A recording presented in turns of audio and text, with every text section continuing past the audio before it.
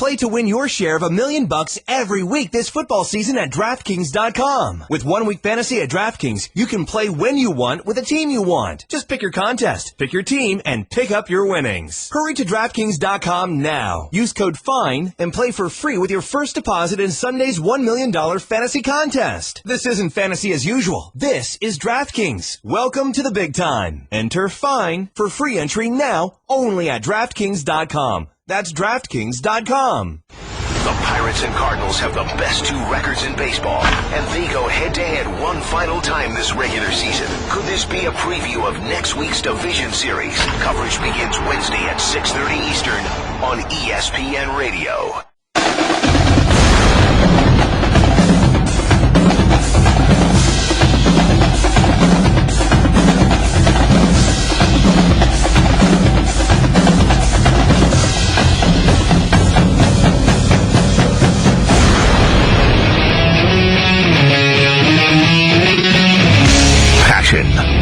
Opinion.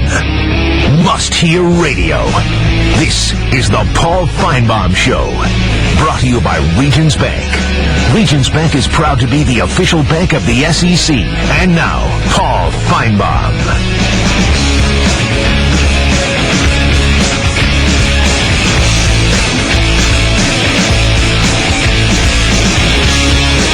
And we welcome you to the final hour, what has been a very interesting night for many SEC fan bases, particularly Tennessee. Greg McElroy with us. And, Greg, let's start with the epic collapse, Part 2, in Gainesville. I mean, I'm scratching my head. I watched the film of it, and I was like, I couldn't believe it. I really could not believe what I witnessed.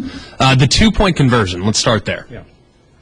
One, I understand what the chart says. Okay, the chart says this amount of time left, you're up by this much, do you or do you not go for 2?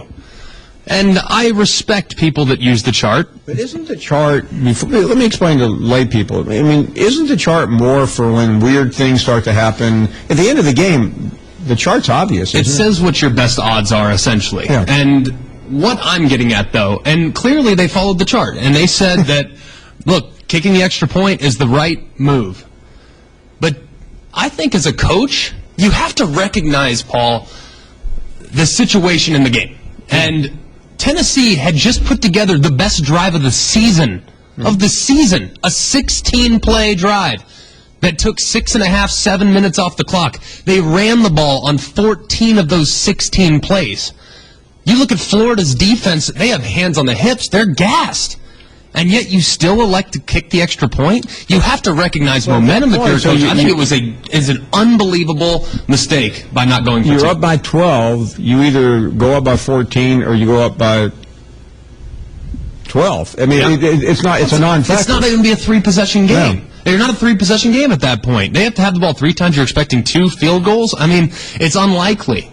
At least give yourself the opportunity to go up by 2 touchdowns to secure the worst possible guard, perhaps, maybe not expecting the touchdown. And I mean, it's possible, but I mean, it's hard to believe that with all the apparatus around the head coach, you can be surprised by anything. I would be surprised if he was caught off guard. I mean, look, when you if he was, it really doesn't speak well for him. That's even worse.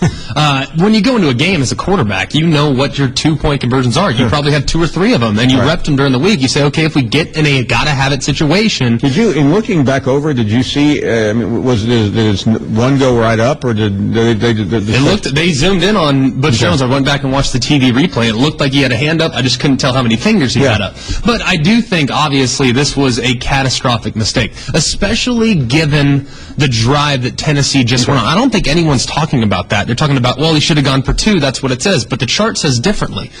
However, as a coach, you have to know when to trump the chart because you can recognize the momentum that your offense is currently playing with and the fact that the defense is a little bit winded considering what kind of drive you just put together. So it was a catastrophic mistake, and obviously they weren't able to get the win as a result. It wasn't the last catastrophic mistake. No, and I think when I look at the game plan, the defensive play calling on Florida's go-ahead touchdown drive, you looked at the fact that they rushed 3 and drop 8. They only had 3 pass rushers.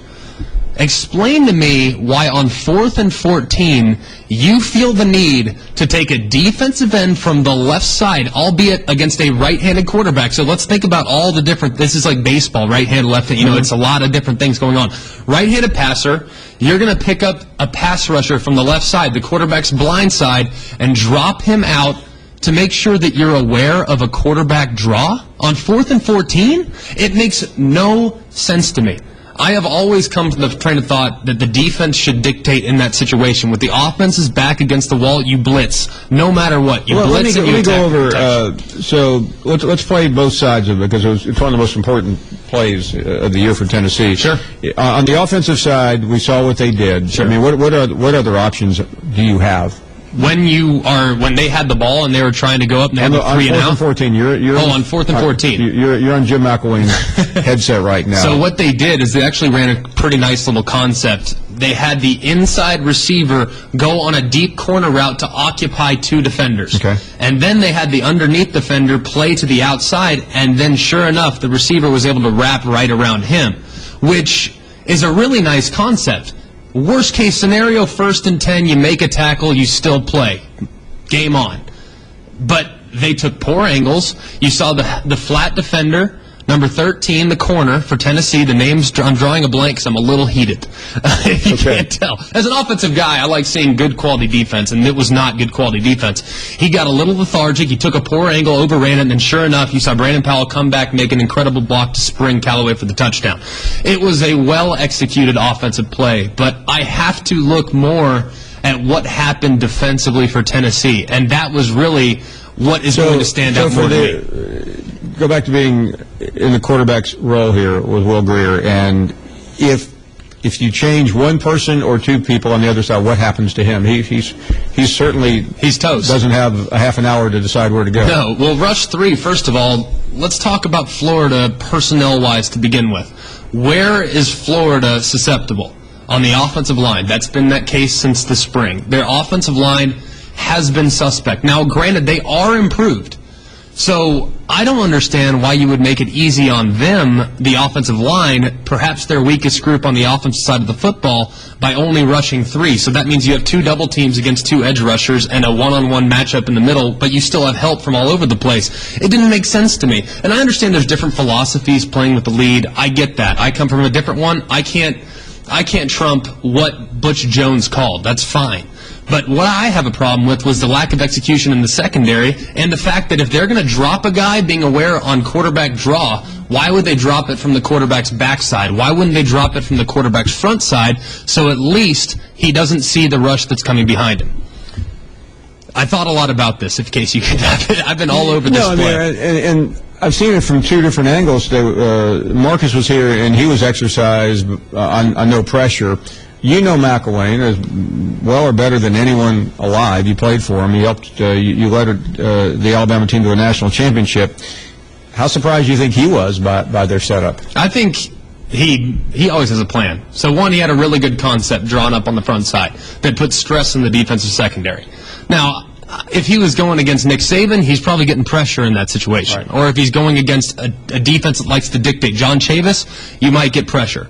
You can live with a guy breaking free and then making a gang tackle in the back end.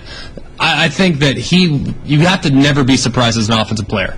You have to make sure that you have answers to whatever questions the defense has.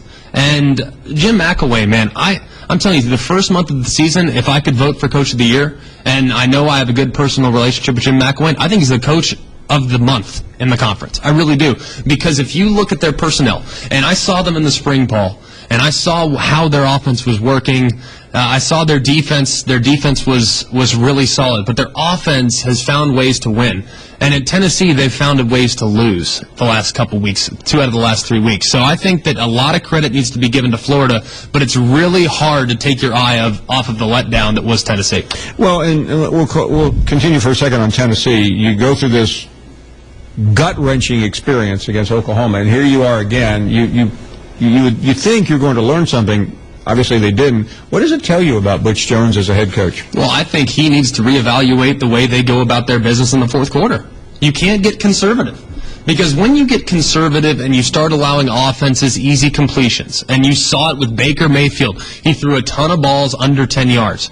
I mean, within 3 yards of the line of scrimmage were most of his completions. I think that's actually where it averaged out, right around 3 yards downfield on all of Baker Mayfield, the quarterback at Oklahoma's completions. You can't get soft because quarterbacks now in the spread offense, which we're seeing all over the place, they get very much into a rhythm. And rhythmic passers are difficult to slow down because it's just momentum. At the college level, momentum is everything. Why would you allow, in my opinion, the offense to get momentum? If it takes them 16, 17 plays to score, that's fine, but it's only a 2-score game because you just kicked a field goal. They can take time. They had time as on their side for the most part. So I think it was a big mistake, and I think they need to reevaluate what type of play calling they're going to have at their disposal when they have the lead in the fourth quarter. Meanwhile, at Auburn, we talked about it last week. Yeah. They're somewhat off Broadway for a while, but what's going on inside that locker room?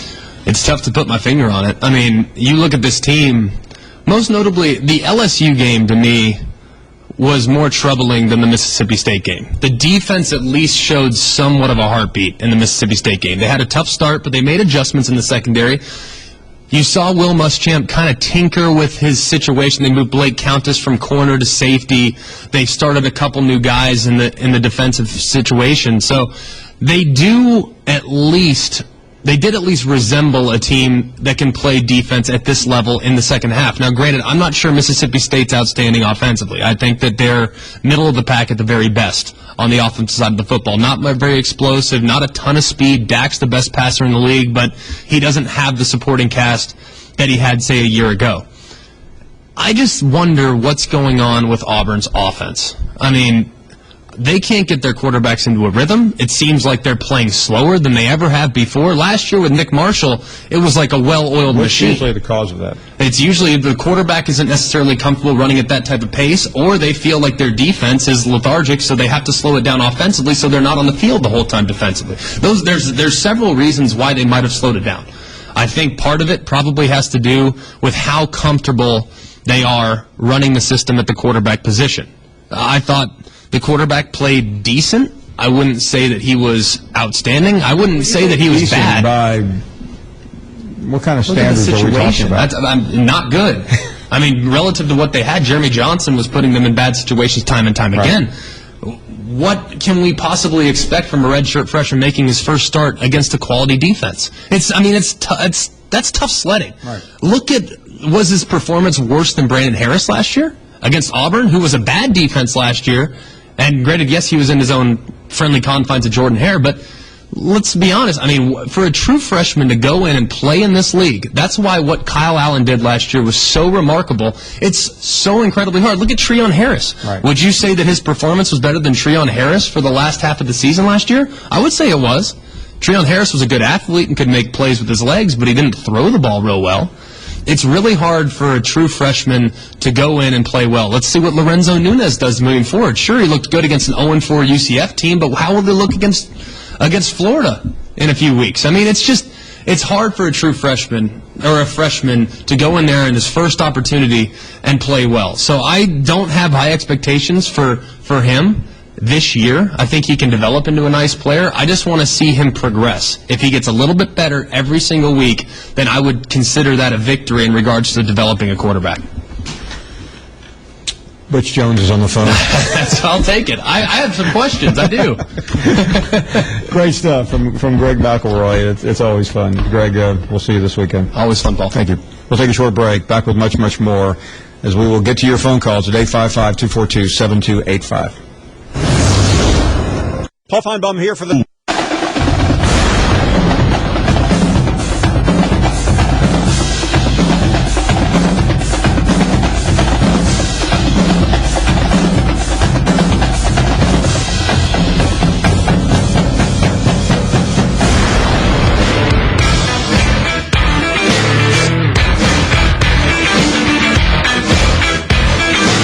Welcome back to the program. Again, Friday afternoon we will be live in Athens for the build-up to the Dogs and the Tide. We had a great time in Gainesville last week. Let's talk to a dog fan right now.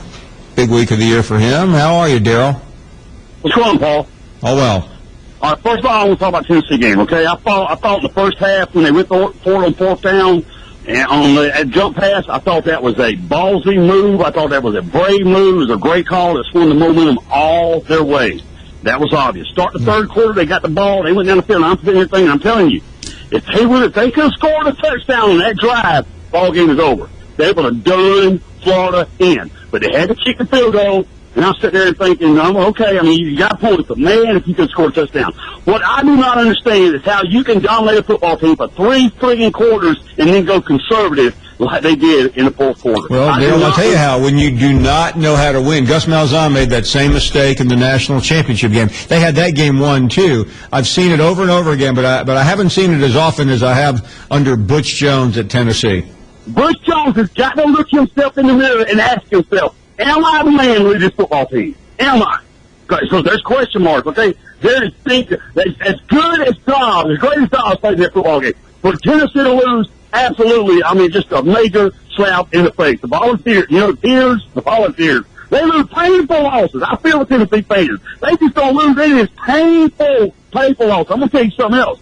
That last drive that Tennessee had, I don't think I've ever seen a team that didn't turn the ball over with that much time left on the clock, and you can only get it to a point where your kicker's got a 55-yard field goal attempt. I mean, they should have got that ball a lot closer than that with that much time. Well, they would have, Daryl, if it hadn't been so mismanaged from a clock standpoint.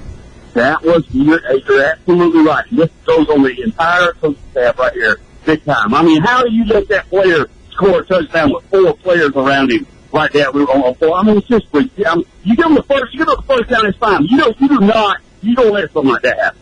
That cannot happen. Just piss poor coaching all the way around. I mean, Tennessee, you know what? I'm starting to feel, as far as Georgia, I'm starting to feel like what Florida was at one time, okay? When Florida dominated, everybody else in the East was like average to below average. That's about what it's going to come to. After next Sunday, when the polls come out next Sunday, you're going to have one East team left in the top 25. No Miss going to stomp Florida. Florida can sit there and bump their guns all they want. They barely beat Tennessee at home, an unranked team. They barely beat Kentucky at home. I ain't worried about Florida. I can't wait in November. We're going to stop a freaking mud hole in them big time. I was not impressed with Florida at all. They were very, very rusty. Tennessee whooped them up and down the field, and the coaching staff cost them big time. Now, as far as Gus Malzahn goes, you know what? I mean, you got to stick with that quarterback. You got to say, you know what? We have spent all spring, all summer coming up with a game plan for this season, and I don't care who likes it, who don't like it. I'm gonna stick with him, and we're just gonna see it through, and we ain't gonna hide in. Put that person, if you're gonna bring in a quarterback to a person like that, you gotta gradually work him in as you go in some chunk games. Give him some playing time. To throw him out there against Mississippi State like that, just a terrible, terrible move. I think it was obvious, and that's why Auburn is where they're at right now. As far as Georgia and Alabama, all I'm going to say is we haven't forgotten about the dial hit that they put on Eric Murray. We have not forgotten about that at all. I cannot wait till Saturday gets here. I am so hyped up for this football game. It ain't the biggest game of the year. It ain't because that Georgia, they're prepared. No different. They prepare for everybody else. But we got plenty of weapons. I cannot wait for this. We got plenty of time to talk about it. We got 4 more days. Go. Good to hear from you. Thank you so much. Let's check in with, where am I here? How about Terry in Florida? Terry, thank you, and good afternoon. Hey, Paul, how's it going? I was at the game with my girlfriend on Saturday. You'll have to excuse my voice because I was screaming at Butch Jones. I hear you. Okay. I was sitting on the 45-yard line about 5 rows deep. And we had the game. But anyway, I got something specific to say to you. I went to almost every home game from 95 to 99 as an alumni. And I saw the great running backs that came through there, Jay Graham and Travis Henry and the other Travis and some of those guys. But what I wanted to say is to sit and be able to see Jalen Hurd run the way that he did, he's an absolute beast. and at a full sprint every time he grabbed that ball and ran into the teeth of the Florida defense. I just think that Butch Jones owes that young man an apology, because I've never seen a running back for UT. Terry, a couple of people have said that. I think Marcus Spears said it earlier, that, instead of Butch Jones continuing not to deal with reality, he probably ought to just get up and apologize to everyone on that team. It might give him a little credibility, because right now he doesn't have much. K-Dub is up next. K-Dub, good afternoon. Brother Bees, how things going with you? Pretty well. I got to address this first before I get into this Alabama-Georgia situation. Now, whoever was in charge of getting you that Gator jersey, I think they should be at least suspended for half a show. I mean... Well, we thought about it, and I did remember the guy had called, so we looked around, and we had an infant's Gator jersey here, and I was able to squeeze into it for those who missed it. Now, look, I'm going to be honest with you. I've been around you numerous times. When you say that, yes, you have. I've seen you up close. Now, people, he might look little on TV, but I've seen this guy personally. It had to take a great effort for somebody to find something small for you. I've never seen you in anything that was small in my life. So, I think whoever was in charge of that, I know you don't want to throw him under the bus right now, but you need to pinpoint who was in charge of getting that Gator jersey. Let me assure you, we did not go to a department store and put cold cash. That was laying around here. Apparently, Will Muschamp must have brought his family up to the studio a couple of years ago, and one of his kids left it here. Yeah, I understand that. You had the right number on, too. It was 2 sizes too small, so you had 2 on. You had it all, baby. But this Georgia-Alabama situation, let me touch in right quick. I think it'll be a great matchup. I think Georgia is definitely an opponent that we need to take notice of this week. We have to take notice of, because we can't lose another game. K-Dub, last year after October 4th, Alabama was in a game of Russian roulette. Arkansas, obviously, LSU, Mississippi State, and Auburn. This year it just comes a little bit earlier, but I don't care what any Alabama fan says, you can't lose another game. It's over. Definitely cannot.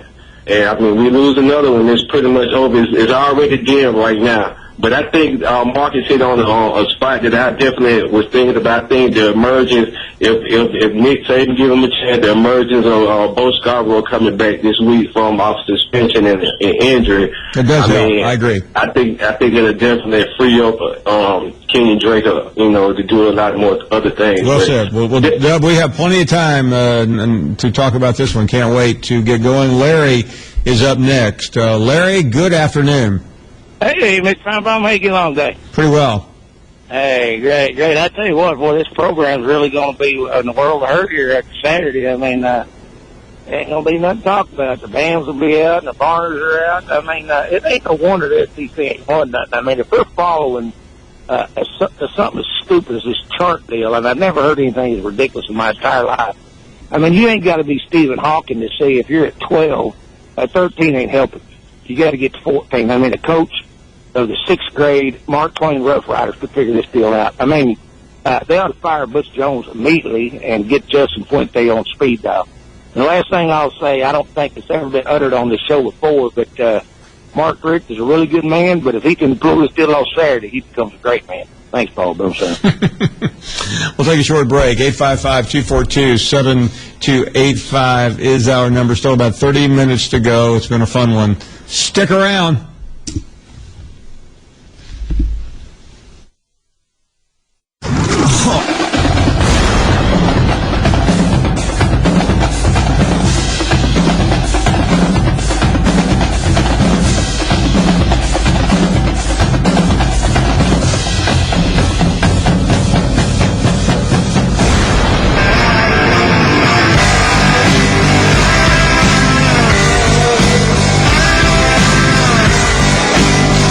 Welcome you back to the program. We'll get to more phone calls here in the final 30 minutes or so. And Adam is up next. Adam, thank you, and good afternoon.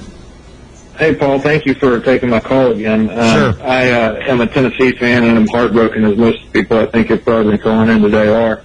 Greg kind of answered my question, and it's not really so much a question here, but I'm just curious to know, from other coaches who really, dwells on that chart that much. But like I said, he kind of answered that.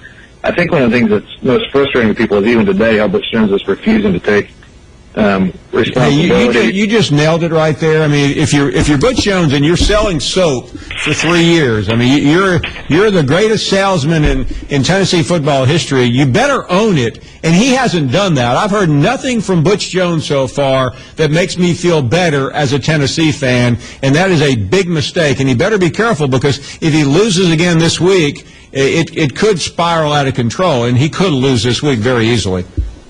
Yeah, I totally agree, and I think that now we're, Oklahoma is no longer an aberration, and we got to move on. I'm a Butch fan. Don't get me wrong. I just want to hear him say, no longer that we were 2 plays away, but we mismanaged something, and we're going to do better next time. I'm kind of joking when I say this, but I think a dream scenario would be to get David Cutcliffe back in to call the games and have Butch Jones be the coordinating. Yeah, here's the problem, though. I mean, David Cutcliffe really has it going at Duke, and he's well-liked. He's very popular there. There's no way David Cutcliffe's ever going back to Tennessee. Tennessee had a chance to hire him a couple of years ago, and they put too many demands and tried to tell him what to do, and they lost him. And in the end, he really would have been a great coach. Right. No, I'm with you, and I'm half-hearted when I'm saying I'm kind of joking, but no. And by the way, Adam, I'm with you. I like Butch Jones a lot, but when you are all about sizzle and all about cliches and all about psychobabble from sports motivational books, you better back it up. And when the moment of truth comes, which I think it did the other day, he failed. All you have to do is don't say it's on me. When you say something, mean it, and I don't really feel like he meant that. He just gave you a bunch of empty lines about the charts and this and that, and that's not what Tennessee fans wanted to hear. Yeah, I agree, but hopefully we'll have another opportunity to make it right. Well, there are plenty of chances left. And the season is not over. It's just, if you're a Tennessee fan, it just feels like it's over. Mike is next up in Virginia. Hello, Mike. Good afternoon. Hey, Paul. How you doing? I'm well, thank you. Good. Just a little comment about your boy from Mississippi State with a Hitler mustache. Oh, my gosh, that is too funny. He's right. I mean, does he not know what Kevin Sumlin's going to put up on his film room or what have you about this? And it's crazy.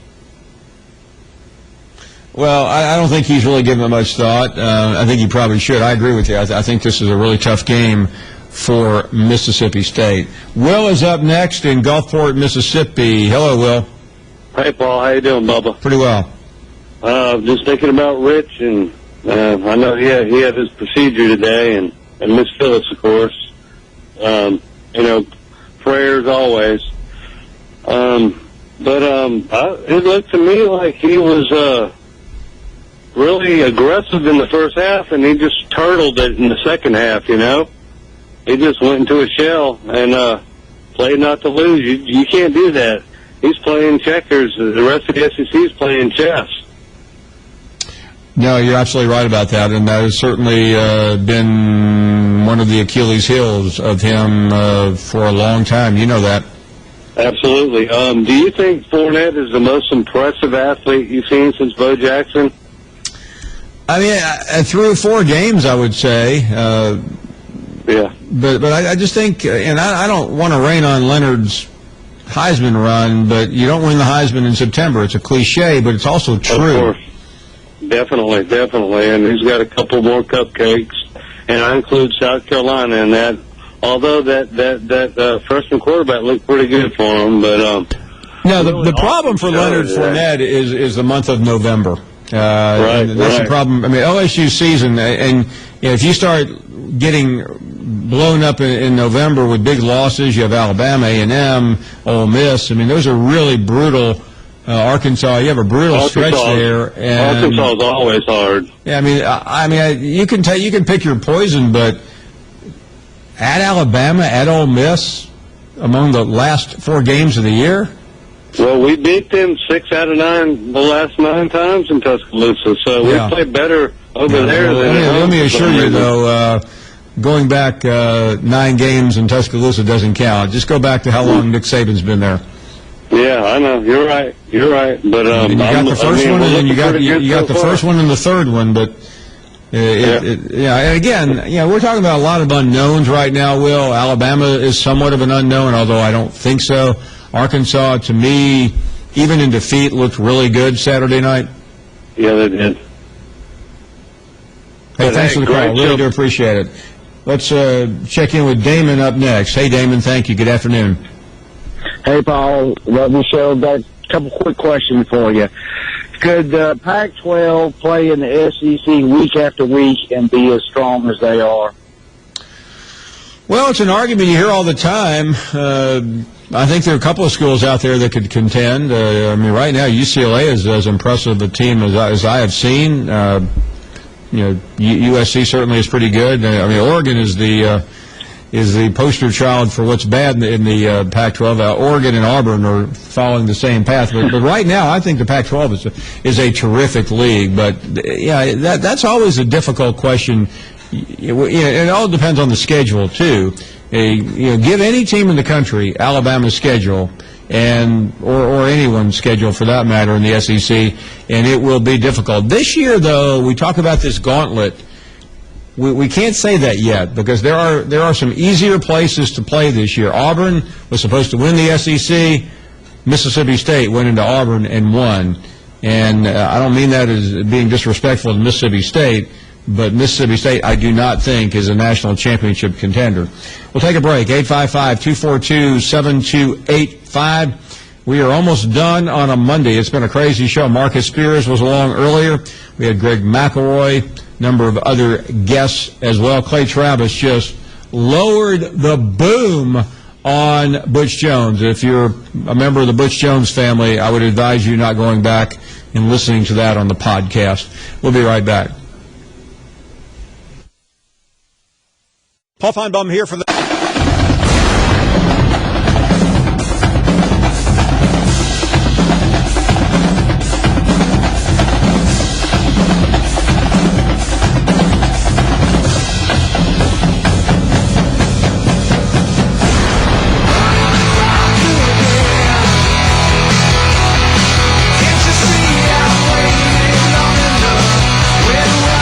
We welcome you back to the program. Final few minutes. Glad you're on board. And Claude is up next in Vero Beach. Hello, Claude.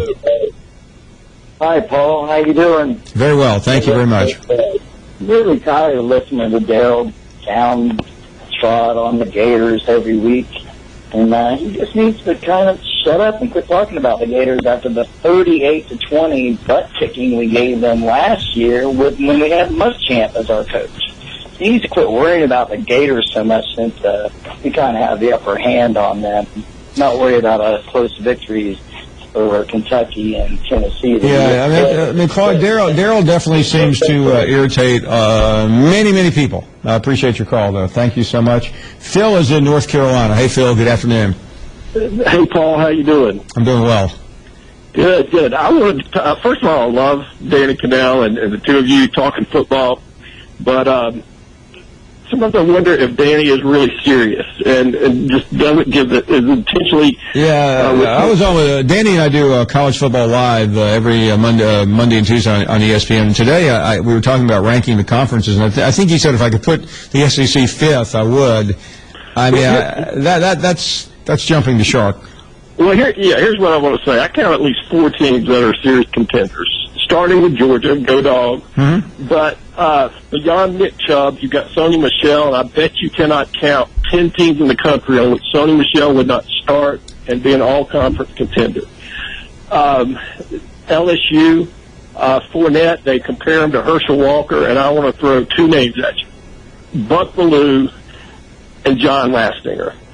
Georgia made it to 2 national championship games with those guys as their quarterback. Bellew, you might remember. Lastinger, you got to be crazy Georgia fan to remember it all. They made it to 2 national championship games, and Fournette is comparable.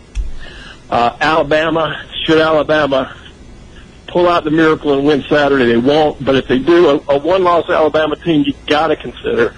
And then Mississippi, they've got their own Heisman candidate at quarterback. That's 4 teams with very logical scenarios to win. To me, if you look at, we're talking about contenders for the national playoff. Is that right? Yes. I mean, I think realistically, you have Georgia, there's no doubt you have Georgia. On the West, I think you take your pick. I think Alabama, A&M, LSU, and Ole Miss are contenders. I don't think you can make Mississippi State a serious contender. They already have one loss, and they'll likely have two late Saturday night. Thank you very much for the call. Appreciate it. Chris is up next. Chris, thank you very much. Good afternoon. Hey, Chris. No, Chris. Let's go to Willie in South Alabama. Hey, Willie. What's going on, Paul? What's up? Let me tell you something.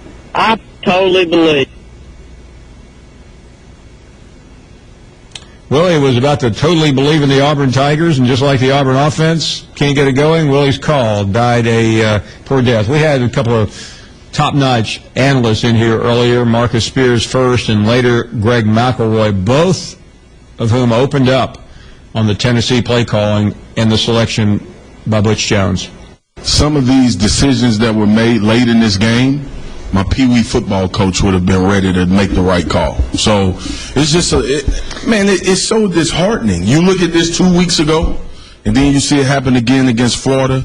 I'm scratching my head. I watched the film of it, and I was like, I couldn't believe it. I really could not believe what I witnessed. The 2-point conversion, let's start there. Yeah. One, I understand what the chart says. The more I think about it, the more angry I get. You know, sometimes things happen and hours, days, moments pass and you're not as angry as you were in that instant. I'm getting angrier over Butch Jones' stupidity. The most difficult thing for a player on a football team is to know that you were the better team and you didn't come away with a win. And that's been the case for them twice out of the 4 weeks of the college football season. And here's the deal. He still isn't acknowledging that the players won that game and he lost it. But I do think, obviously, this was a catastrophic mistake, especially given the drive that Tennessee just went on. I don't think anyone's talking about that. They're talking about, well, he should have gone for 2. That's what it says. But the chart says differently. However, as a coach, you have to know when to trump the chart because you can recognize the momentum that your offense is currently playing with and the fact that the defense is a little bit winded considering what kind of drive you just put together. Greg McElroy, Marcus Spears, and Clay Travis with the slow burn on Butch Jones. Travis was the one in the middle lighting Butch up, and you may not ever find Butch again if Clay has his way. Let's continue with more calls here in the final few moments of the program, and Peter is up next in Tennessee. Peter? Hey, man. What's up? Yeah, I'm a huge Tennessee fan. I've been for some of my first games. My first game, Steve Spurrier at Tennessee. Okay, good. But I always like Spurrier. He's from our area. You bet. But the love Butch Jones, recruited great, but these last 2 games were the worst I've ever seen. But the other thing I really would like to tell people, that people get on Alabama about Lane Kiffin. He was at Tennessee for a year, brought in a great recruiting team. We really could have beat Alabama when they won the national. Well, you lost the game on a blocked field goal by Terrence Cody, so I mean you are correct about that. But you know, the criticism of Butch Jones is really reaching a point where, for his sake and sanity, a win Saturday against Arkansas is imperative. Thank you very much for the call. Scott is next up. Scott, good afternoon. Good afternoon. Thank you. I'm a first-time caller. I've been trying to get on to your show for a long time now, and I just want to say go Dogs, but I don't want to talk about the Dogs today. I want to talk about Derek Mason and his defense that he's pulling out. He is doing a great job. I think that if they would keep him on for another couple of years, that's going to be a defense to reckon with. They are showing that they can stop the run. The only problem is the red zone. We know that. But give him 2 more years, and I think that he's going to do a jam-up job. You raise an interesting point, Scott, and here's Derek Mason's conundrum, or the conundrum for Vanderbilt. If he doesn't win a conference game this year, he's then 0-16 in the conference. Now, Brett Bielema was 2-14 coming into the season. Everyone thought he was about to contend for the SEC. So, I mean, that is the issue. They may get a win, they may not. Right now, I'd probably say they'll be hard-pressed to get one, and certainly to get more than one will be very difficult. But I do feel the program changing, but it has to change more than just looking good. You have to win games at some point. And, Saturday night they played well. There were a couple of calls in that game that could have helped Vanderbilt get ahead, but it didn't work out. Don't forget, you can always catch back up on the program on the Finebaum podcast, available on ESPN Radio, Pod Center, and iTunes. The Paul Finebaum Show is presented by Regions Bank, proud to be the official bank of the SEC. Football's back, and it already feels like the playoffs thanks to 1 Week Fantasy at DraftKings.com. With millions of dollars in prizes being paid out each week, every play in every game could take you closer to a life-changing payday. Hurry to DraftKings.com now. Use promo code FINE and play for free with your first deposit in this Sunday's $1 million fantasy contest. This isn't fantasy as usual. This is DraftKings. Welcome to the big time. Enter FINE for free entry now, only at DraftKings.com. That's DraftKings.com. And now, for Geico's edition of Stuff Found in Your Car, we go inside your side door pocket. Hello, yes, the crumpled receipt with gum in it. From your anniversary dinner, you sprang for expensive wine, your server was Beth. That dinner was a couple $100. Money you could get back if you switched to Geico and saved hundreds of dollars on your car insurance. I bet you'd save that receipt. Frame it even. But really, where did I go wrong? Was it the corkage fee? Geico. 15 minutes could save you 15% or more on car insurance. Visit geico.com today. The Pirates and Cardinals have the best two records in baseball, and they go head-to-head one final time this regular season. Could this be a preview of next week's division series? Coverage begins Wednesday at 6:30 Eastern on ESPN Radio.